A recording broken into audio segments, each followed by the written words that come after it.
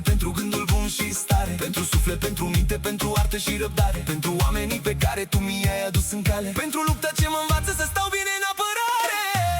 Omule, nu contează ce mașină sau ce pantofi ai în picioare.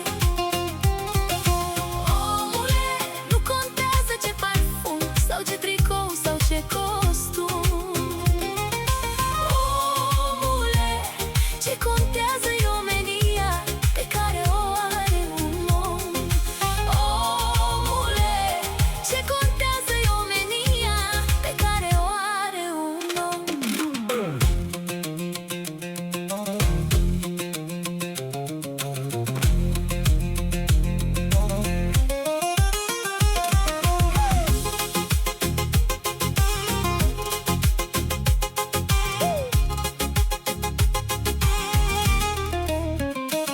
Îți dau haina de pe mine și să mor eu de frig. Îți dau bucata mea de pâine și de n-am bun nimic.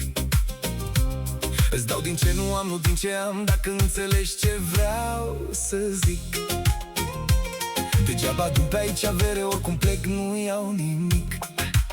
Iar voi cei ce-ați avut, ce nu dați 2 lei pe un amăt, la ce ți un om prăpădit care cere în genunchi. E vai de voia voastră, săraci care adunați averi în dragi, că veți duce vor ajunge de lumii și colaci. Sunt pe lumea asta oameni necăjiți, loviți de soartă, pun capul pe unde apucă, n-au nici după ce bea apă și se bucur când apucă o bucată de pită stată și alții bucă împărații, dar nu se bucură niciodată.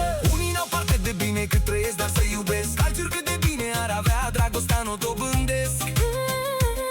Unora le trebuie putere, alții vor numai sănătate, unii vrea să aibă tot, dar nu le poți avea pe toate. Așa că oricât de necăjiți am fi, că nu-i numai roz, mai e și gri. Nu e bine a deznădăjdui, acum e greu, dar bine a fi. Și dacă în lumea asta nu batem în ceea ce a zidit, Dar până atunci trebuie să fii om și ai învățat și pe copii.